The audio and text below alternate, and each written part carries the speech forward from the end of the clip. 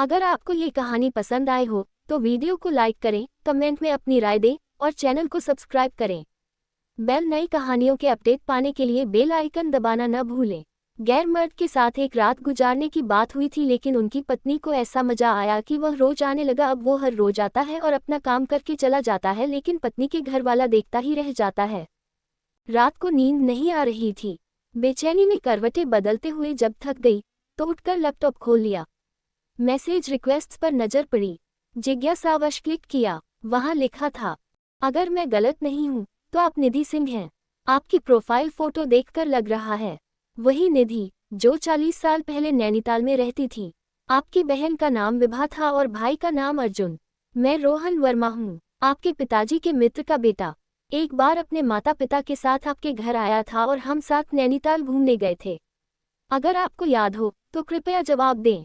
रोहन। मेरे मुंह से हल्की चीख निकल गई। धड़कनें तेज हो गईं। ऐसा लगा जैसे किसी पुराने खजाने का ताला अचानक खुल गया हो। शादी के बाद मेरा नाम निधि शेखर हो गया था, लेकिन उसने मुझे पहचान लिया। मैं उसके नाम पर नजर गड़ाए रही। जवाब देने के लिए क्लिक करने लगी, लेकिन मन में सवाल उठा, क्या ये ठीक रहेगा?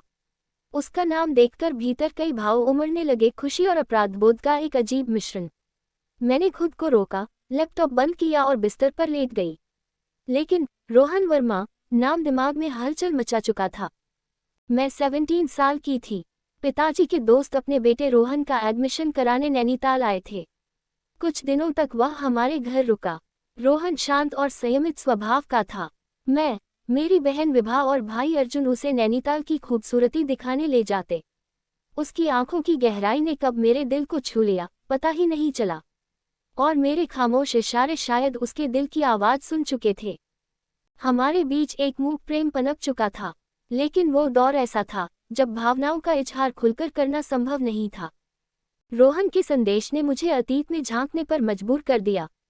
4 दिनों तक खुद को रोकने की कोशिश की, लेकिन 5वें दिन जवाब दिया। हाँ, तुमने सही पहचाना। मैं वही निधि हूँ। इतने सालों बाद मेरी याद कैसे आई? उसने तुरंत लिखा, याद उसकी आती है जिसे कभी भुलाया गया हो। तुम्हें तो कभी भुला ही नहीं पाया। उसके शब्दों ने दिल को झकझोर दिया। मैंने पूछा, फिर मेरे पत्रों का जवाब क्यों नहीं दिया? उसने लिखा, पिताजी के देहांत के बाद घर की सारी जिम्मेदारी मेरे ऊपर आ गई। माँ और बहनें मुझ पर निर्भर थीं। पढ़ाई छोड़कर नौकरी करनी पड़ी। उस वक्त तुम्हारे पत्रों का जवाब देना मुमकिन नहीं था, लेकिन तुम हमेशा मेरे दिल में थीं। हमारी बातचीत का सिलसिला शुरू हो गया। उसने बताया कि उसकी 2 बेटियां हैं और पत्नी बहुत सहयोगी है, लेकिन उसने ये भी स्वीकार किया कि उसके दिल का एक कोना अब भी मेरे लिए खाली है। कुछ दिनों बाद उसने बताया कि वह किसी शादी में नैनीताल आ रहा है और मुझसे मिलना चाहता है।